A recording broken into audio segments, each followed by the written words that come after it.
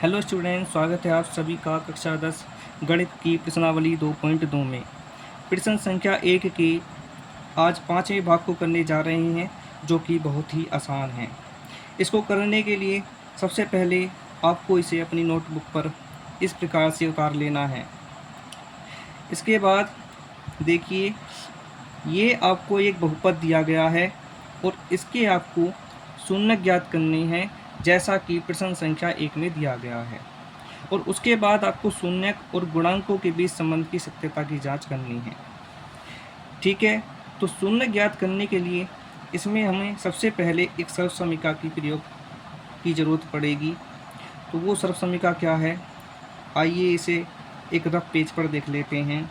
तो वो है a की घात 2 माइनस b की घात 2। इस तरह की सर्वसमीका का प्रसार होता है a प्लस b, इसे ब्रैकेट में बंद करेंगे, फिर एक दूसरा ब्रैकेट लगाएंगे और उसमें लिखेंगे a माइनस बी। तो ये एक सर्वसमीका है। यदि आपको ऐसी सर्वसमीका देखने को मिलती है तो इसका जो प्रसार है वो इस टाइप से होता है a प्लस बी ब्रैकेट बंद, फिर से दूसरा ब्रैकेट चालू हो जाएगा और a माइनस बी। ठीक है, तो इस सर्वसमीका को आपको याद कर लेना है अच्छे से। तो अब आप देखोगे, हमें ये जो बहुपद दिया गया है इसमें भी दो पद हैं और जो यहाँ पर सर्वसमीका दिखाई दे रही है उसके अंदर भी दो पद हैं, परंतु सर्वसमीका में दोनों पदों में प्रत्येक पद की घात 2 लगी हुई है। और इस बहुपद के अंदर आप देखोगे तो पहले पद की घात 2 है, परंतु दूसरे की घात 2 नहीं है। इस सर्वसमीका का योग तभी कर सकते हैं जब दोनों पदों की घात 2 हो। तो इसके लिए क्या करेंगे, सबसे पहले आपको 15 को किस रूप में लिखना है, देखिए इस रूप में लिखना है इसको कि इसकी घात 2 हो जाए और 15 जो है वो 15 ही रहे। ठीक है, कैसे, जैसे मैं 15 को क्या लिख सकता हूँ, 15 को वर्गमूल में लिख करके और उसकी घात 2 लगा सकता हूँ। यदि आप इसे खोलते हो तो इसका जो आंसर है वो क्या आता है, देखिए वर्ग से वर्गमूल कैंसिल हो जाता है और ये क्या हो जाता है 15। ठीक है, तो आप देखोगे ये 15 का घात रूप है, यानी 2 घात वाला ये रूप बन गया है 15 का।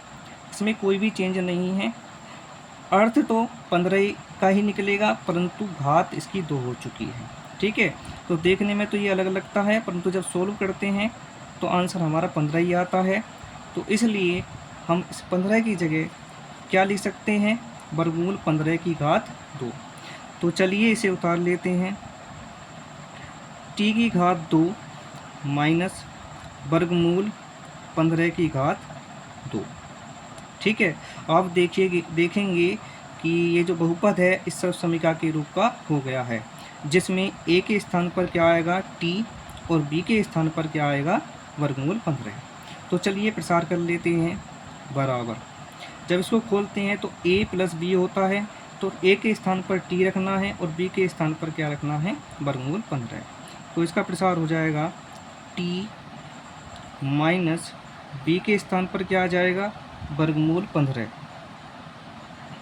ठीक है, और अगले ब्रैकेट में भी क्या होगा, a के स्थान पर t आएगा और प्लस b के स्थान पर क्या आएगा वर्गमूल 15।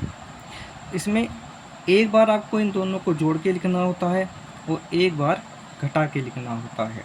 अब बच्चों को कन्फ्यूजन रह रहता है कि हम पहले प्लस वाला लिखें या माइनस वाला। तो आपकी इच्छा है, आप प्लस वाला पहले लिख दीजिए या फिर माइनस वाला, होगा इस तरीके से ही। तो आपके सामने ये दो गुणनखंड आ चुके हैं। अब इन्हें हमें 0 के बराबर रखना है ताकि हमें बहुपद के शून्य प्राप्त हो सकें। तो चलिए इन्हें हम शून्य के बराबर रखते हैं। तो एक बार इसे रखना है t माइनस वर्गमूल 15 बराबर 0 और या t प्लस वर्गमूल 15 बराबर 0। दोनों को सोल्व कर लेते हैं। यहाँ से t की वैल्यू आ जाएगी, एक तरह की प्लस हो जाएगा वर्गमूल 15।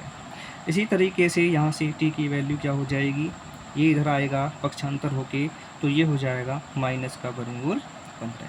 तो इस तरीके से इस बहुपद के हमें दो शून्य प्राप्त हो गए हैं, एक तो ये और एक ये। इसके बाद प्रश्न में कहा गया है शून्यक और गुणांकों के बीच संबंध की सत्यता की जांच कीजिए। तो सत्यता की जांच के लिए क्या करते हैं हम, तो यहाँ लिखेंगे सत्यता की जांच। सत्यता की जांच में हम देखते हैं कि जो शून्यकों का योग होता है इसे हम पहला शून्यक ले लेते हैं और इसको दूसरा, ये अल्फ़ा है और ये बीटा है। अब हमें पता है अल्फ़ा और बीटा का जो योग होता है वो होता है -b/a के। तो अल्फ़ा की वैल्यू रख देते हैं, ये है हमारी वर्गमूल 15 प्लस, और बीटा है माइनस वर्गमूल 15 बराबर माइनस b क्या होता है, b होता है बहुपद में t का गुणांक, क्योंकि बहुपद t में है तो t का गुणांक होगा, और यदि x में होता तो x का गुणांक होता। तो यहाँ पर आप देखोगे t वाला पद आपको नहीं दिया गया है, t की घात 2 वाला है और एक अचर संख्या दी गई है। तो यदि आपको t वाला पद नहीं दिया गया है तो वहाँ पर उसका गुणांक होता है 0। अपोन में क्या लिखेंगे, अपोन में है a, तो a होता है t की घात 2 का गुणांक।